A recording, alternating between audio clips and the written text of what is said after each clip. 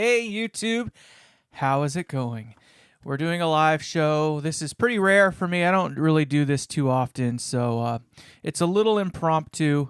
I honestly don't know how it's gonna go, to be honest. So I'm just gonna kind of sit tight here, and we're just gonna sit tight for a minute. Maybe we'll get at least one viewer in here in a moment.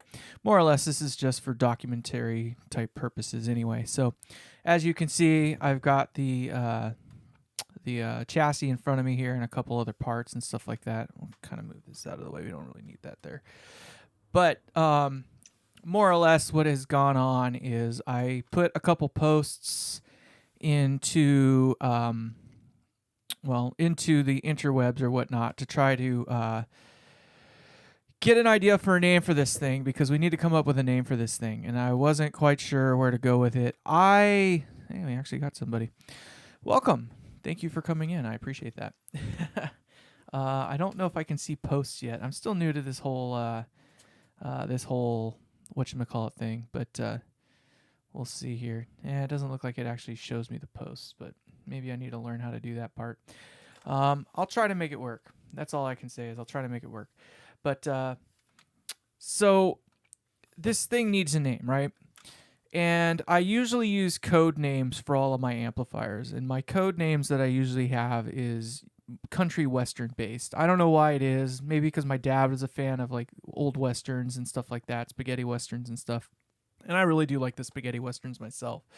So I would always kind of gravitate towards those types of movies and stuff. And yeah, there we go. Let's see here. I'm live. I'm going through here. I'm trying to make sure I can see your chats and stuff. So if you do say anything, hopefully I can see them. I don't know if I can see myself in my own stuff though. Maybe I can. Ooh, I can. Oh, hey, I can even hear myself. We don't need to hear me though. All right. Oh, cool. Carno, thank you for coming in. I appreciate that. I know you were on Andy's channel.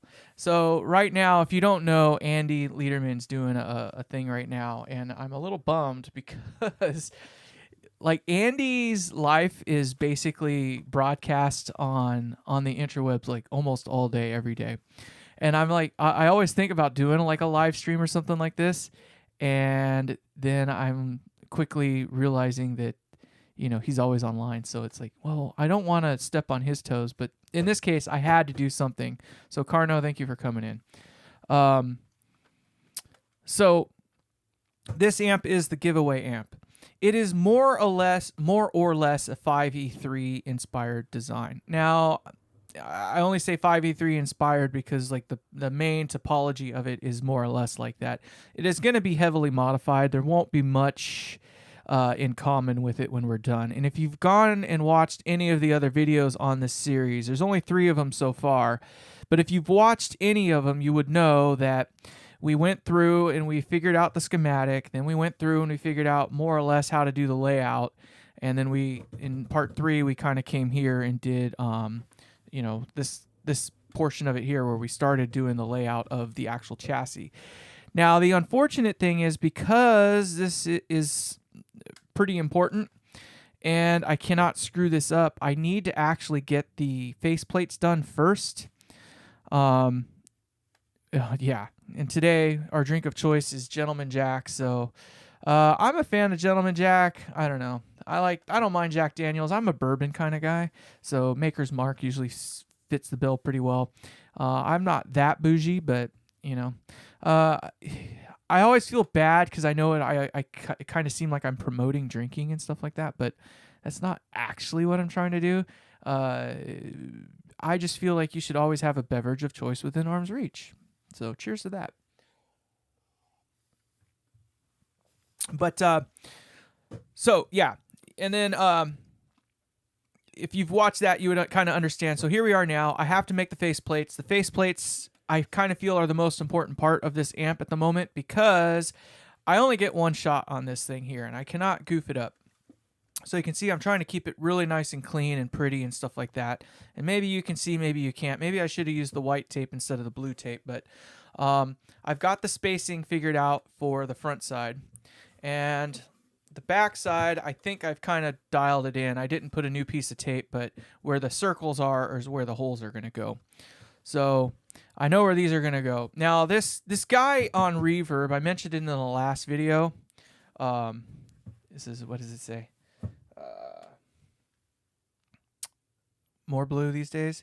You know, I have to try that. I'm not a huge rum guy. I really am not a huge rum guy. Once upon a time I had a girlfriend many, many years ago that was into rum, and I like spiced rum. Sailor Jerry, I'm all about the 101 proof stuff. But it's so sweet, and that's the part that kind of, I think, drives me away from it. But 20 proof. Oh, you know, I didn't think about going with the alcohol names. I thought about doing like Colt 45. Again, I was trying to go with like old Western style stuff, and I was mentioning it earlier that oh, we got Lefty in here too. Oh my. I'm sorry, Andy. I'm not trying to steal your crew away from you here, but you know, I like the Western theme, so Colt 45 is like one of them, and then, you know, of course they have the beer that or whatever. But so anyway, I'm kind of bouncing around here. I'm interacting. I like it. Yeah, you can send me anything you want. I have to figure that out. I'm always allowed. The challenge, I guess, would be is how do I I unplugged myself there. The challenge would be, of course, I guess, connecting in a way that we can get in touch with each other. I'm kind of actually online. You can get in touch with me. I believe if you go into my user page or whatever you want to call it, my video page, I do have my email address there, and I have had a couple people reach out to me. Some were a little weird, I would say. Maybe not. Maybe it was just me kind of going, I'm not that famous, so why are you that, you know, enthralled with me? But I don't know. Whatever. So, yeah. One of the names I came up with this, though, was the Peacemaker, which is, if you're not familiar with that, as a Colt 45, and they called it the Peacemaker. So that was the first name that came to mind, and then I started trying to find some Old West stuff, and yada, yada, yada. But then I was like, you know, it would be pretty freaking cool if I got everyone else involved, and it did not go as I had hoped. I am not that funny. I'm not that interesting, and I just don't have that much pull. So when I put these videos out, you know, how about the Gentleman's Choice? Sounds pretentious. You know, I thought about trying to go with some other, like, you know, like straight up names as well, like nothing related to country or Western or Old West or anything like that. But it just didn't land for me. When I was sitting there thinking of names, I was just like, the code name for this amp when I was designing it is actually the Wagoneer. And it was just, I needed a name to come up with, and I just literally pull, you know, different names out of the hat for stuff that would have been Old West. That's just me. I'm a 6-gun kind of guy. So, you know, I'm all about guns and whiskey. I'm probably the fun guy to have around at a party. Not, I'm just kidding. But, oh, thank you. I appreciate that. You know, there's a part of me that wants to gain a little bit of momentum, and there's a part of me that doesn't. I'm really not trying to get too much of my personal life involved in this. As much as I would love to have like 60 or 50,000 subscribers or something like that, where, you know, I put something out and maybe, 100 of them actually give a crap, that would be great. But I'm doing this for fun right now, and I'm in a place where I can afford to do it and, you know, give a little bit back. And that's one of my biggest things, I think, is that I want to put more in than I get out of it, more than anything. So that's kind of my game. So I've already done a fundraiser amp. The client that I have, that was one of the clients that I have, that I gave that to him as a birthday gift. And of course, it's been one of those things where it's like I try to give more than I get out of it.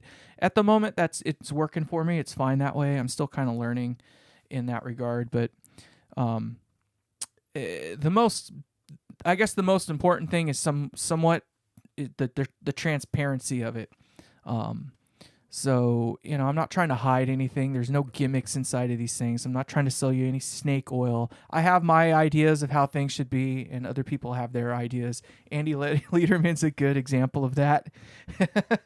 He calls my amps the pussy amps. Yeah, right. The Magnum would be a cool name.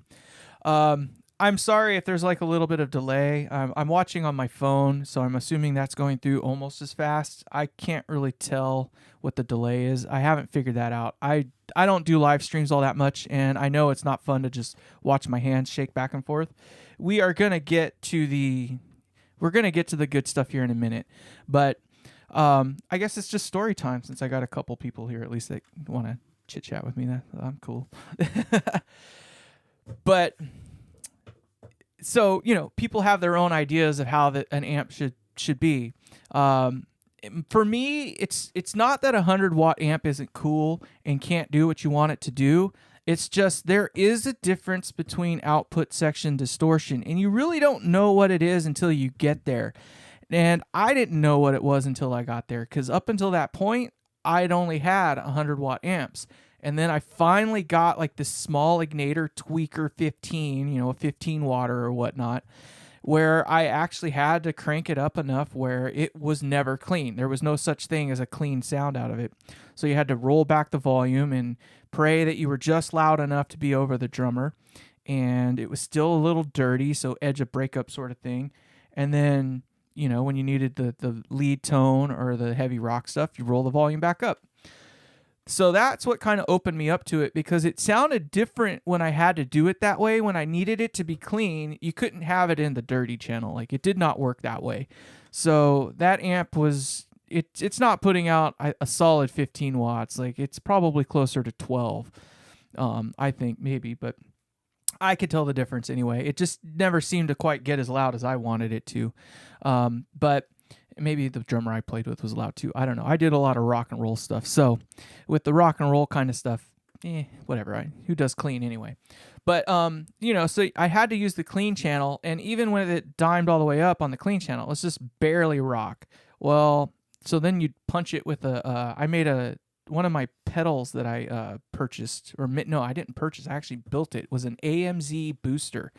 There's a circuit online. It's free. You can get it. I bought all the parts. It's basically $20 in parts. Put it together, and it was a killer little boost pedal. And that's what I would use to punch it into overdrive. So when I needed clean, I'd turn that off, and I'd roll the volume down just enough to get clean, because you can never get totally clean, and then just roll it up and punch the pedal, and then you got your distortion. The crunch channel on that thing was woolly, and it was woolly and just impossible to really get a great rock tone out of it and have something you could fake a clean with. And that's when I realized, it was at that moment that I realized I like amps that can do the clean to mean.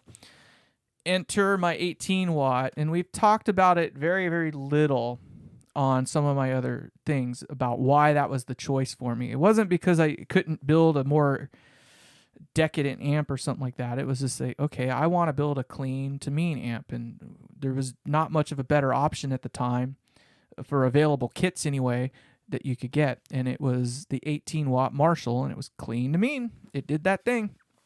So the Ignator Tweaker 15, it's not a really good pedal platform thing for sure. So I wanted something that could also go in that route, because at this point in time, I was still just literally a one pedal guy, and it was just a boost pedal. I also made a ZVEX, what was it called? The SHO or something like that, super hard on. I think that's what it was called. So I made a version of that as well. That was, a circuit available online. I didn't have $300 to buy the real thing, and at that time he wasn't doing the cheaper version. So yeah, I just went out and made one. I'm evil like that. So I made like 2 or 3 pedals prior to even getting into building guitar amps. But so then I built my little 18-watt. Well, the 18-watt tickled my fancy in terms of the amount of gain that it could get, but it still wasn't right. It had this weird, the clean channel was too barky for me. It wasn't a soft Fender-y kind of clean, and I really like that Fender kind of clean, so that's the direction I went with it. But the distortion channel either was never enough distortion or this or that or the other. And then when you did crank it up all the way, it was just this swirly mess of just bleh. And I was just like, okay, this isn't going to work. Let's modify it to something else. And I came across a point where it was finally exactly what I was looking for, which was as simple as it could possibly be. But 100% of the distortion in that amp comes from the output section. There is no intermediate gain station or stages, excuse me. And it's a killer pedal platform amp. When you play with it at bedroom levels or at, studio levels, if you want to call it that, it does the clean thing very, very good. And then, you can put whatever pedal you want in front of it. One of my clients was kind of like, dude, you need to put an effects loop in it. It's like, it is an effects loop. Like, you don't understand. It is an effects loop. When you turn it up, it gets distortion just like any other amp would. But that was also the other part that I never liked about 100-watt amps is that it's all preamp distortion, and the effects loops always worked great, except for all the effects loops I've ever worked with have changed the sound. You insert something into it, and it just doesn't sound the same anymore. And I was always fighting that. And I was kind of against putting EQ pedals either in front of my amp or in the loop itself. It was just like one of those things. I know what they do. I know how they work. And they're noisy. They, you can never actually get the frequency you really, really want. It's close enough, but it's never the one you really, really want. And that was that. Like, it was just that I was so against using EQ pedals. I was like, there's no reason why you shouldn't be able to get the sound you want out of the amp right off the get-go. Like, it should just sound right. And it just never did. So the other thing is I never actually got to hear what output section distortion sounded like until I got my little 18-watt. And I was forced at one point to get a Torpedo Captor X. And the Torpedo Captor X, I just call it the Great Equalizer. The reason I call it the Great Equalizer is because whatever you plug into it, it's the same. Like the speaker cab is the same. All the fun stuff about it is the same. So, you plug a 100-watt amp into it or a 10-watt amp into it, it's going to have that same basic characteristic sound. So what you actually hear in the difference between the two is the difference between those amps, and that's why I like it. I haven't made any bass amps yet. I don't know if I want to go that route yet.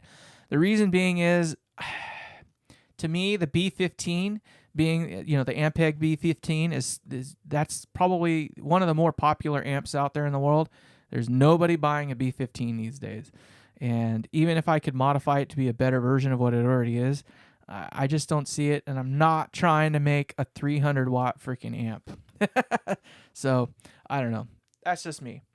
But I have considered making like a bass preamp. I kind of think I could do something in that realm, but I don't know. I'm just torn on it. Like, high wattage amps just don't appeal to me anymore. And it's one of those things, like, you don't really know how much you like a lower wattage amp until you start getting the output section talking with you. I'll bet he does. Yeah, Andy loves Ampeg. I'm sure he does. I like high watt too, but high watts aren't exactly what everybody thinks they are. There's usually a pedal involved with it. And high watts, they do stay pretty clean, pretty long. The direct bass. I don't know that. I think low wattage is where it's at. It's just most basses, if it doesn't have 300 watts and Class D power, like they don't even, it's got to be a box that's the size of your hand and it's got to put out 300 watts, or some of them just don't seem to want it. Maybe the ones I've come across, but all the good basses that I've come across either make a 15 amp or a 15 watt amp that's like sound like it's the biggest thing in the world, or they use a freaking 1,000-watt power unit. It's just insane. But I don't know. That's just me. That's my experience with it. Every time I've been on a stage and I've had the refrigerator of an Ampeg with like an SVT4 Pro 3 or whatever the heck version it was, it's just been so much. Like, it sucks when you're still doing an outdoor gig in front of 5,000 people and the bass rig is still not in the PA system because they're just blowing away the front row of people with their crappy, hollow sounding bass sound that they want, and it's got so much bottom end, everything on the stage freaking rattles. I don't know. That stuff kind of upsets me. I like the direct idea. So, I don't know. My experience is probably different, but says I take anything I've ever had. Hartkey is cool. I do like Hartkey. Honestly, the little Fender, is it not the Rumble? Maybe it is the Rumble. It's their newer series of Class D amps. I shit you not. They got a 100-watt amp that you can pick up with your, 2 fingers from the handle. It's that light. My buddy picked one up. Killer amp. I have a bass guitar. I don't have a bass amp yet. I need to get on top of that, but but until you actually get the output section going, you just don't know what you're missing. But there's a problem. When you have a 100-watt amp, the only way to make it distort is to churn it up. And going back to like the high watts and stuff like that, a lot of them use a different type of phase inverter than most of us are used to.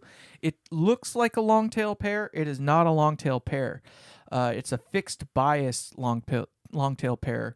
It's a variation, but it's more or less, it does a better job at holding things together and not driving the output tubes into grid blocking as easily. So you get a lot more clean headroom. So by the time they actually start breaking up, you're already miles into too loud.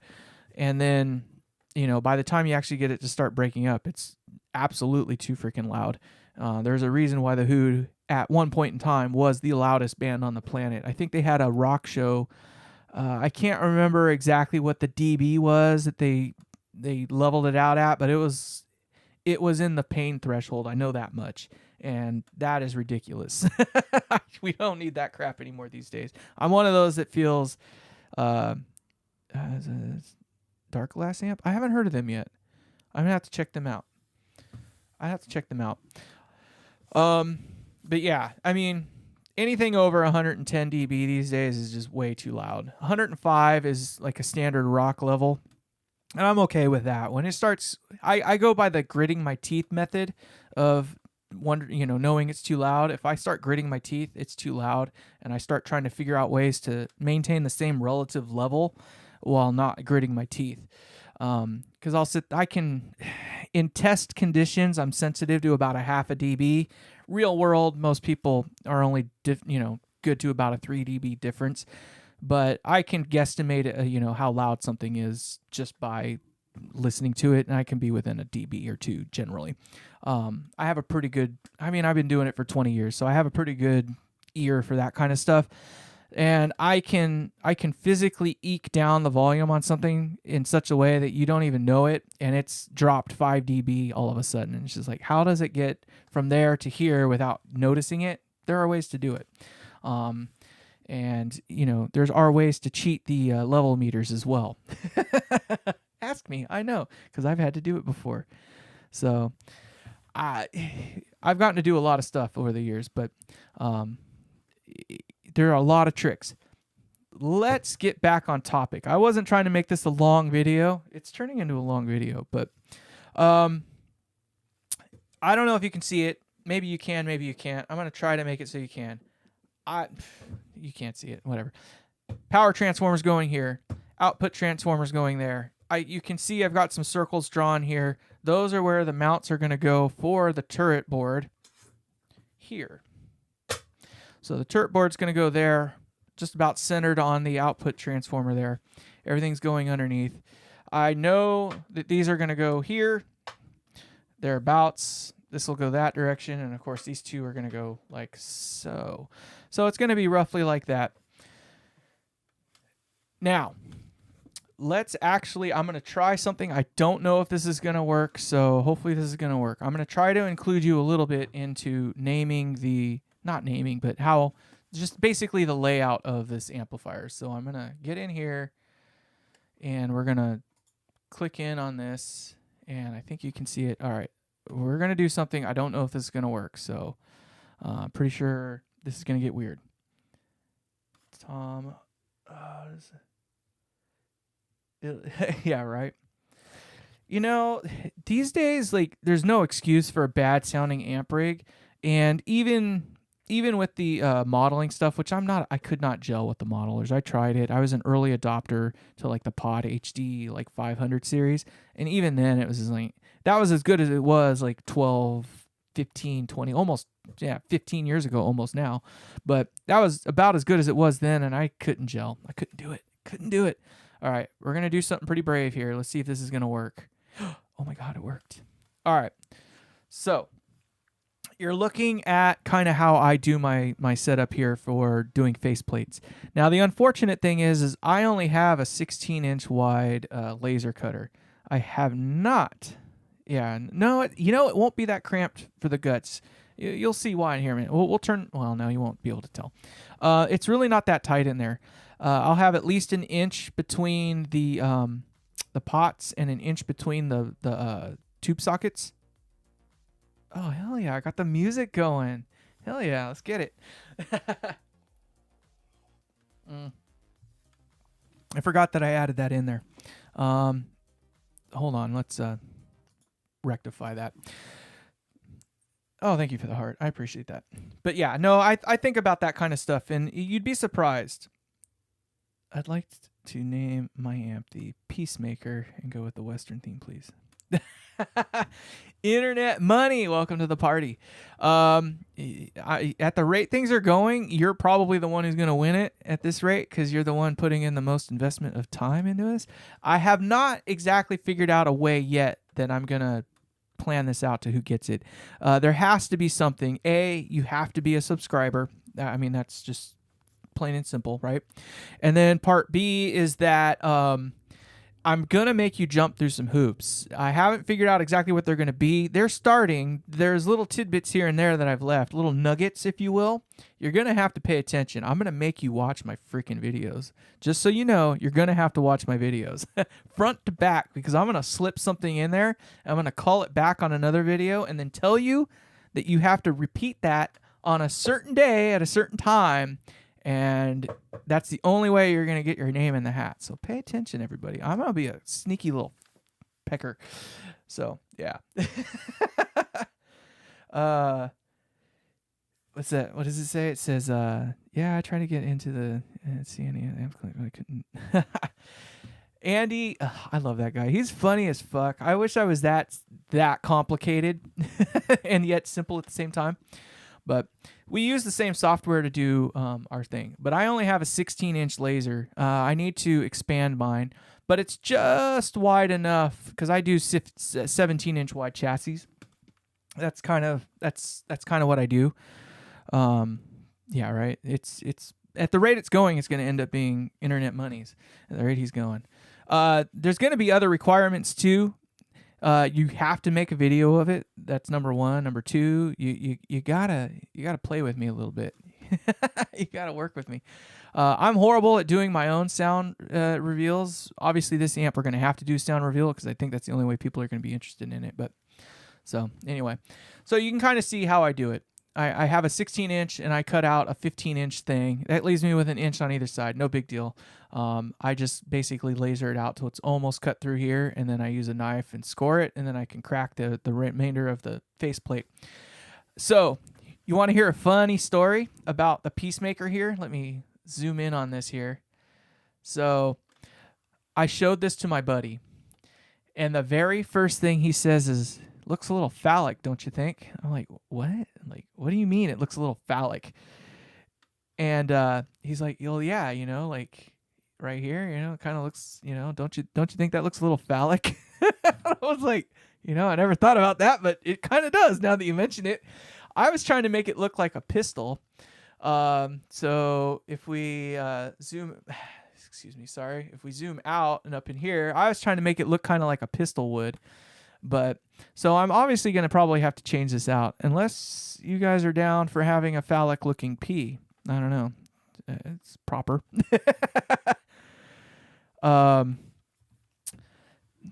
You tell me. So this is what I got right now. I tried to go with the Deadwood thing, and I tried a couple different ideas. You can kind of see here what I was working with, but I was kind of leaning towards Peacemaker. That was my first thought, and I was initially just going to put the gun on there And I was just like, I don't know. It just wasn't going to work the way I wanted. I tried the cross thing. I tried this thing. I tried that thing. And it's just like, nah, I kind of just like this. So make the Peacemaker look like the thing. I tried to give it the italic look to it. So let me ungroup these and I'll kind of show you what I mean. So if I select this one and it's in italic now, if I unitalicize it, that's what it looks like. So that's what it would look like normally. And I was just like, I don't know. I mean, it looks appropriate, but let's see here what it says. Go ahead. I'll have only one to beat him. No, I want you guys to fight over it a little bit. I'm going to be very, very, very honest with you. I built the Atlas, which you have not heard yet, and it sounds nothing like what it did when it was in the state that this amp is going to be put to. But when I had that amp set up in the configuration that this one is about to be in, it was killer. I did not want to stop playing it, but I purposely designed that whole amp to take advantage of the larger bottle tubes, such as 6L6s, KT66s, 5881s, etc., etc. I was not going to allow myself to settle on that amp to run 6v6s. So that was like the big thing about it was like, no, this thing, you like the other P better. I'll bet you do. No, I'm probably going to keep it phallic, I think. The phallic italic. There we go. Now it's back to normal. All is proper in the world now. It looks more like a pistol to me. We'll call it the Pistol Peacemaker. So this is probably what we're going to go with right here. I don't know if I'm going to size this up a little bit. I honestly, in the space that I have, I've measured it out, and it's a pretty wide area. But I hate consuming too much space. So I've got 6.5 inches of space, basically. This thing here, I believe, is like 4 inches wide, or did I make it 3 inches wide? Let's find out. Hold on, let me group. I don't know if I can hit control.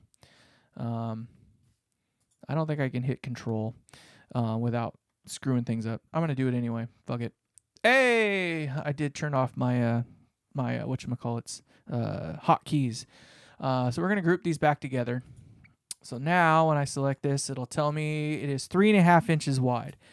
So I've got a 6.5 inch area from center to center.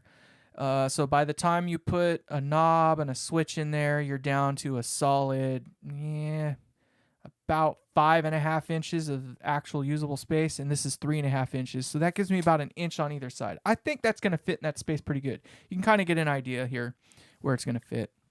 I thought about trying to put a pistol in there and make it work with that. It just doesn't look right. It's too busy. The back, I think we're going to end up going with that way. So, oh, thank you. I appreciate that, Internet Money. I was mentioning earlier, I don't hide anything and I try to make it like available. Now, obviously, my objective isn't necessarily think like I'm God and like what I do is like everybody's just gonna, lift it and copy it and produce their own. I'm trying to get you to a point where you can do it on your own, even if you've never done it before. It's kind of like Andy Lederman's masterclass in real time. I'm showing you exactly how to do it. I know he's like, yeah, you don't need schematics and layouts and stuff like that. It's not that I need one either. It's just that there's the only way to learn how to do it is to actually do it that way. And that was how I learned how to do it anyway. I was lucky in high school. I knew how to read a schematic. Like I could read a schematic in high school. And that was 25, almost 30 years ago now. So, dating myself much, but anyway. So I was fortunate in that regard. And then, learning the rest of the things about electronics, and I don't know all of it, there's always something to learn anyway, but as an applied science, if you want to call it that, I kind of feel like I have a pretty good grasp on it.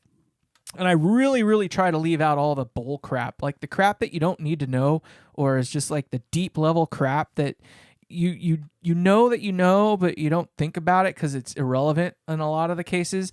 I try to leave that out. And sometimes I get people that'll correct me on things and they go like hyper technical on something, Zab Tej or something like that. Cool cat. I'm not like hating on it or anything like that. I love the interaction. So but they'll bring up something like we were talking a little bit about how to choose the primary impedance of the transformer. This isn't very interactive right now, so let's go back to camera view. So he was trying to show that you have to consider this and that in the extremes for choosing an output transformer, and he's right. He's not wrong, but it's irrelevant, and it's only irrelevant because for what we are trying to learn here about guitar amps, you stick it where you stick it in there, like it's in a box. Like the stuff out here and the stuff out there, we don't care about. It's outside of that box. I'm not trying to run an amp in Class B. I'm not worried about Class B. If you bias this thing correctly and do a couple other little tricks, it'll never get into Class B. And we haven't gone over that yet. That's something else, but you've seen it in my other amps. We've talked about it. In fact, while I was doing the World's Best Amps series, there was a thing that talked very specifically about how to deal with those kind of situations in a cathode biased amp where it draws the bias down. And we haven't gone over that video yet. I am going to do a video on biasing and how the different I'm going to call them topologies, but maybe that's not the right term for it, but you got fixed bias and cathode bias, right? They work opposite to each other. So if one's doing one thing, the other one's doing the exact opposite. I mean, that's literally the simplest way to explain it is that, well, one's going up, the other one's coming down. So one is trying to run closer to Class A while the other one's trying to run closer to Class B. That's it. All we want is for both of those things to find a way to settle into Class AB. AB1, AB2, all that other, we don't need to worry about that kind of crap. That's not the goal. We want it to be Class AB. That's what it is. It's not a Class A amp. It's a Class AB amp. When you're looking at a 30-watt AC30, it says Class A all over the stuff. When you buy an amp from somebody that's trying to sell you something that says it's, a Class A amp and it's designed like an AC30, it is not a Class A amp. It is a Class AB amplifier. Period. There are no ifs, ands, or buts about it. Now, are there instances where cathode bias amps will run into Class B? Sure, but we're not worried about that because it sounds like ass. We don't want it, and that's not where we're trying to land. So it's little things like that. So I'm trying to be interactive here. I'm looking down at the things. Nobody's said anything in a minute, so that's good. So my rant is not landing on deaf ears, but at the same time, I'm not boring you with nothing. So you can kind of see where I'm trying to get at with some of the stuff that I'm doing. It's like it's not meant to be preachy, and it's not meant to get down into the nitty gritty. I'm trying to teach you literally all you need to know to design your amp. If you follow those numbers, it will get you 9/10 of the way there. That other 10th is the shit that I can't control about how you feel about things. If you like your amp a certain way, there's nothing I can do or say that's going to change your mind about it.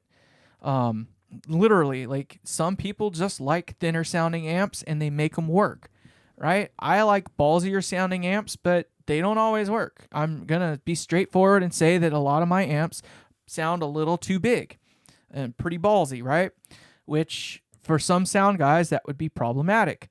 I find it easier to take away than it is to put back. It's easier to take more of what you have away than it is to add something that doesn't already exist. So scooped mids to me are out. Like I don't like the whole scoop mids things because it's really, really difficult to give, that apparentness in a mix and have it just sound right. It sounds scoopy and it's buried in the mix. Too much bass is still, too much of a good thing is still too much. I have that saying. My wife hates me for saying that because she thinks that's not true. And, probably Yngwie Malmsteen would probably say I'm full of shit too, but I haven't had as many mountains of cocaine as he has either. So maybe I'm missing out on something. Cheers to that. That was a zinger. Come on. I'm just kidding, of course, but I think he's a cool cat. So that wasn't meant to be like a slight, but I probably should have as many mountains of cocaine as him, and I probably would have a different outlook.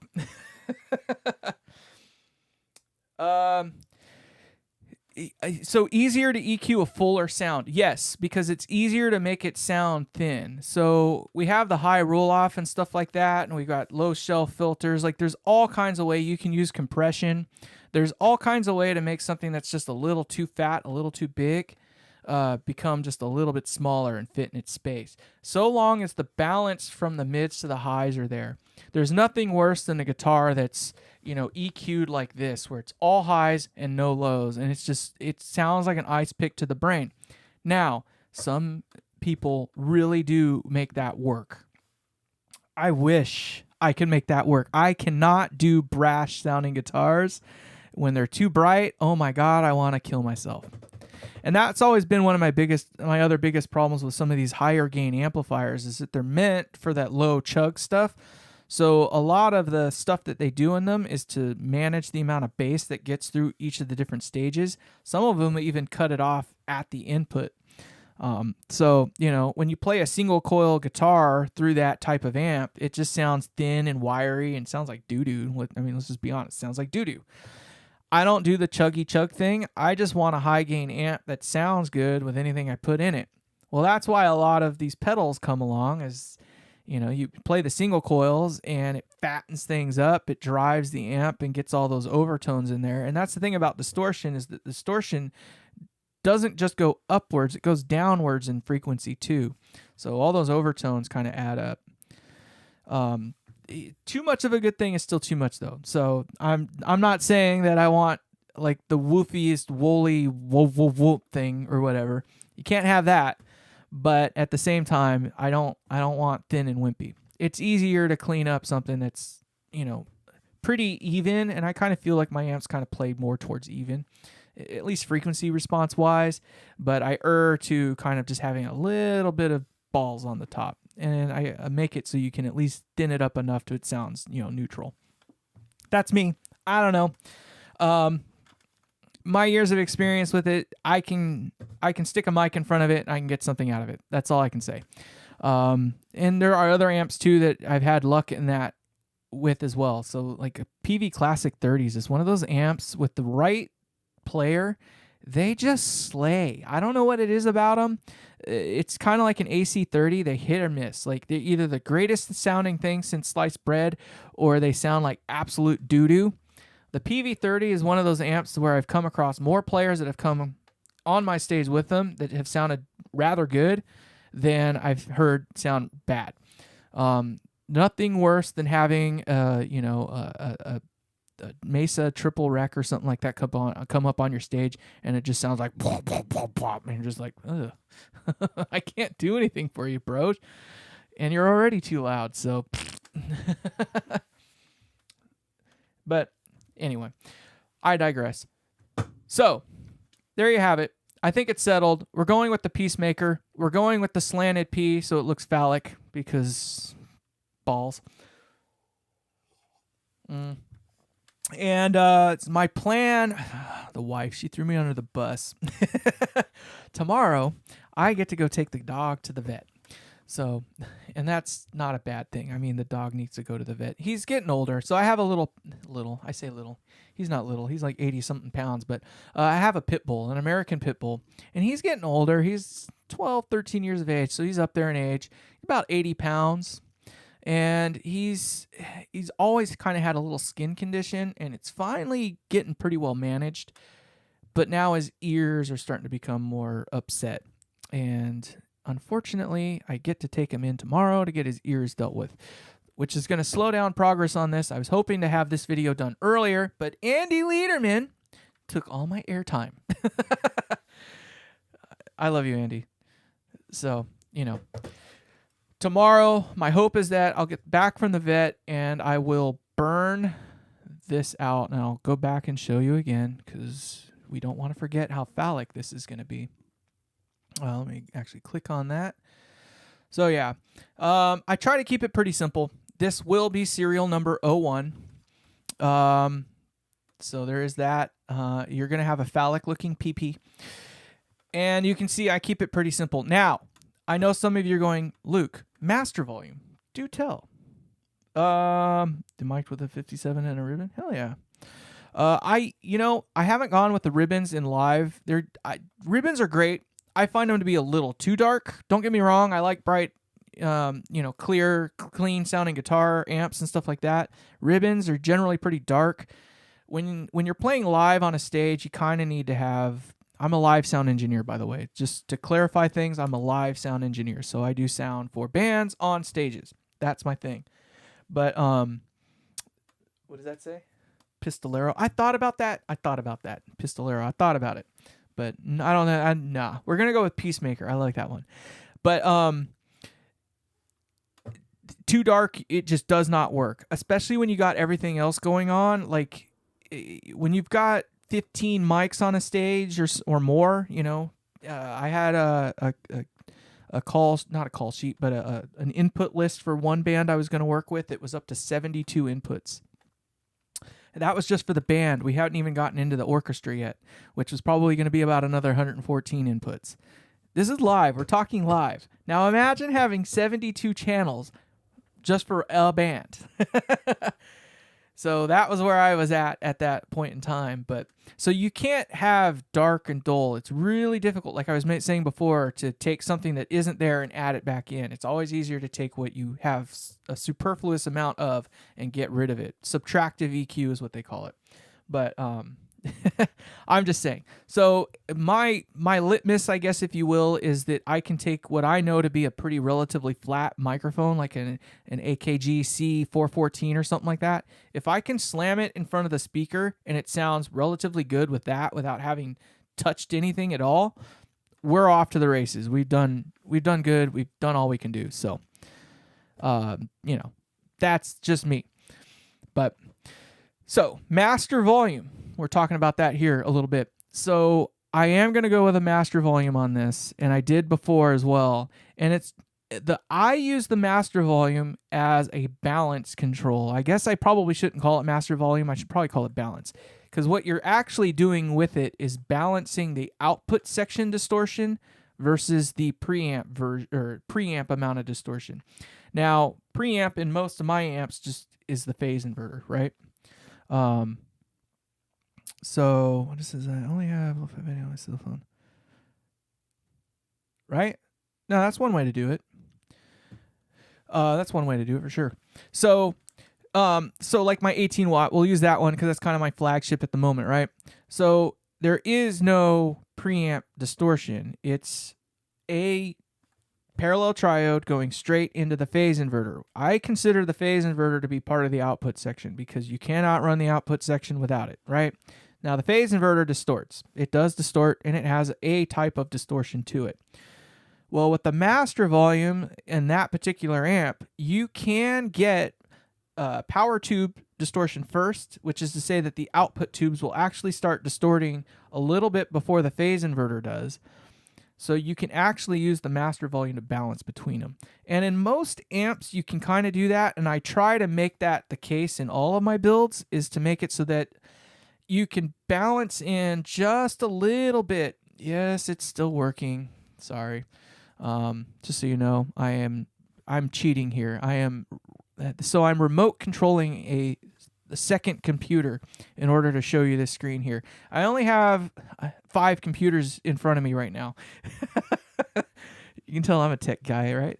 So one of my computers absolutely cannot run OBS and stream. It cannot do it. I can record OBS, like screen capture like this, no problem. My other laptop, the one I'm currently using, can run OBS at lower rates like we're doing right now at 720p or whatever the heck it is.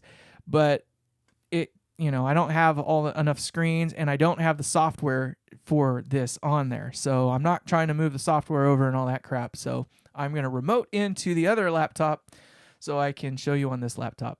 Now, the other computer that will run 4K and stream in 4K, I just didn't want to bother. That's all there is to it. Thank you.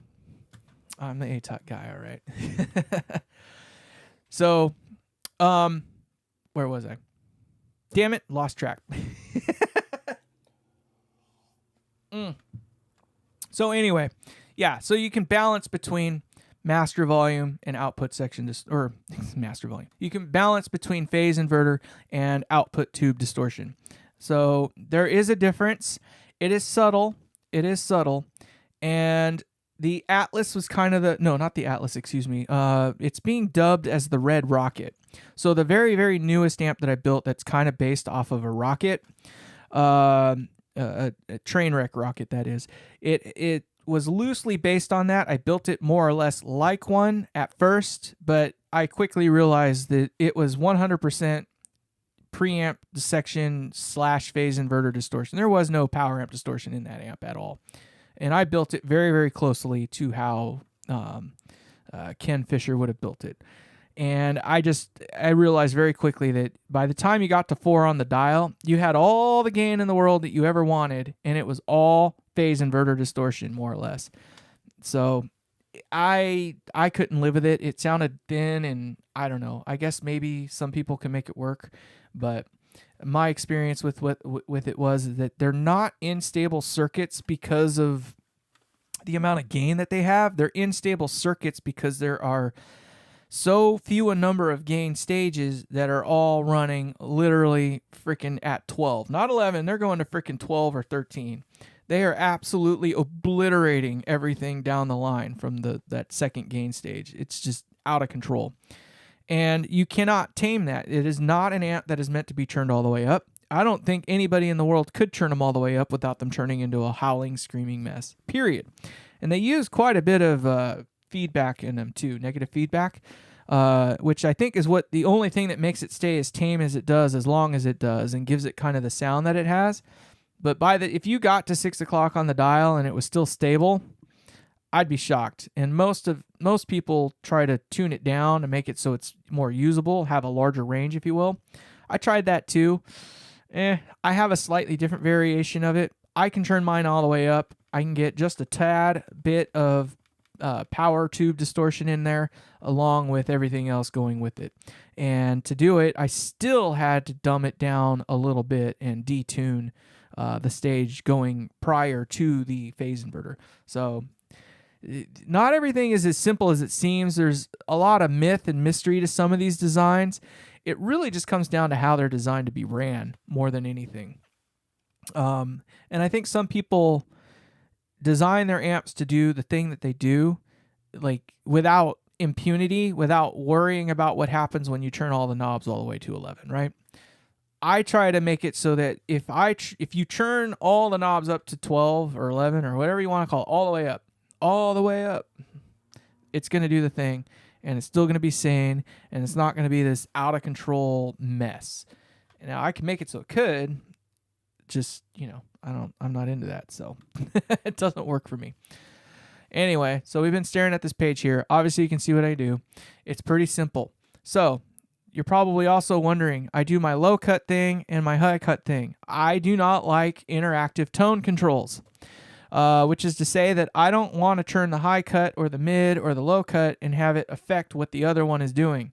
Now, in this case here, it does not do that, because the low cut is very much in front of anything else that's going on, and the high cut is more or less like a Vox AC30 kind of high cut thing. So it does something independent. Now, you could say that they're interactive. That's why it's kind of hesitant. But if you obviously roll out enough high cut, it's gonna start affecting how much apparent bass there is. And I'm going to use my quotation fingers, apparent bass, because obviously, since you have less lows or highs and mids, you have more lows getting through that's getting amplified.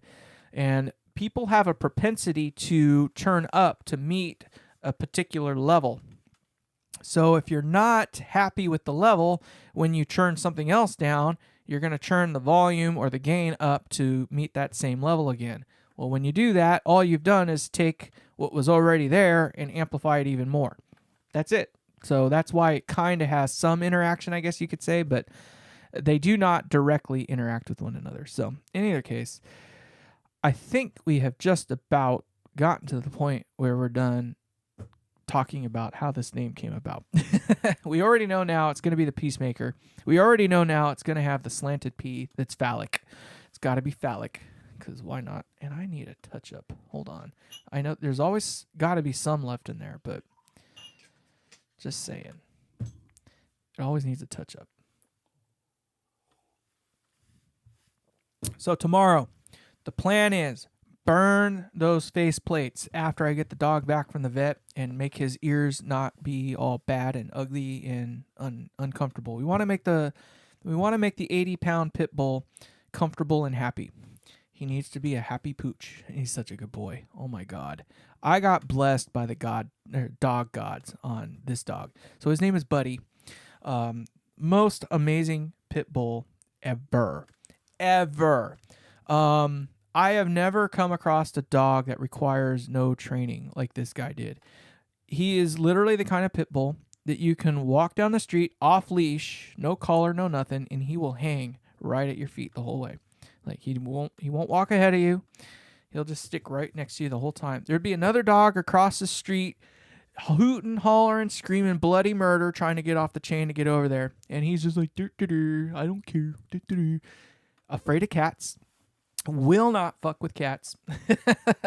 He's just that kind of dog. He's such a good boy. It's going to be so sad when he goes. And he's getting to be that age. So I probably shouldn't talk about it. I'm getting emotional thinking about it because he's such a good boy.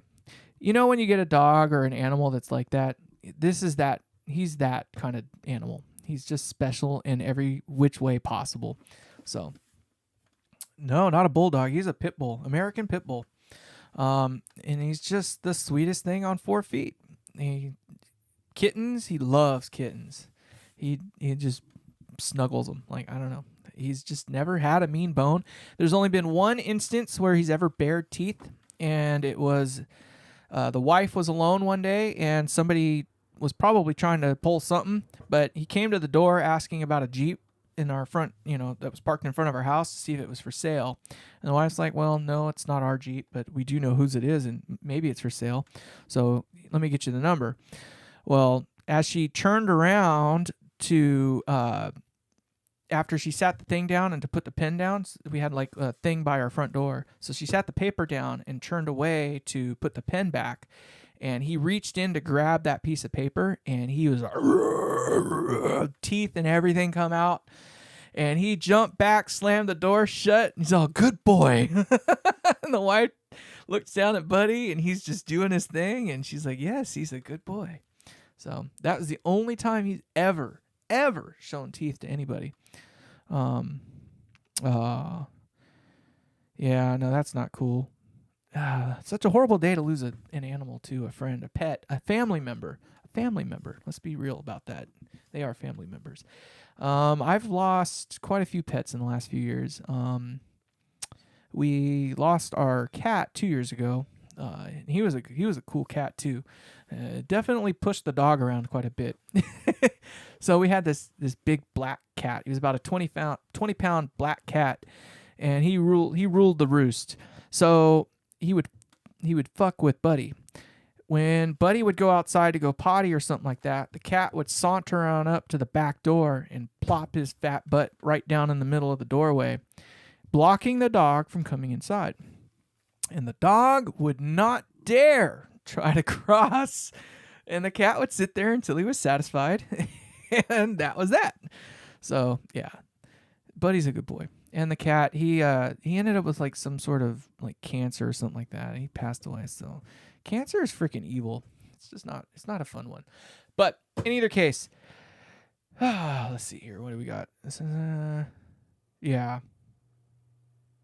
Oh, it's like a baby pit bull. So I think we've beaten this dead horse here. We've talked quite a bit. It was nice chit-chatting with you all. I love the interaction. I appreciate it. 5, 6, 7 people at one point in time. I'm all about it. So thank you, you guys. I'm going to call it a night. I'm going to get busy solidifying this thing to make it so I can burn that stuff out tomorrow. And do expect, if my week goes the way I want, I should have this thing, my plan. Here's my plan. Let's just get it out there. The plan is to have this drilled and filled before the... You know where I'm going. Come on. Drilled and filled by the end of the week, all right? So the hope is tomorrow we'll have the faceplates. The day after that, we'll get this thing stuffed. And the day after that, we'll have this thing, or either this stuffed or this drilled out and ready for the faceplates. One of the two, either way. But by Saturday/Sunday, my plan is to have transformers, components, and this at the very least ready to go inside of this thing, and hopefully mostly done, if not done. That's the plan. I do not know if that's going to happen, but that's the plan. Thank you guys so much. I appreciate you guys for coming. We will see you on the next one. Take care. Good night. Bye-bye.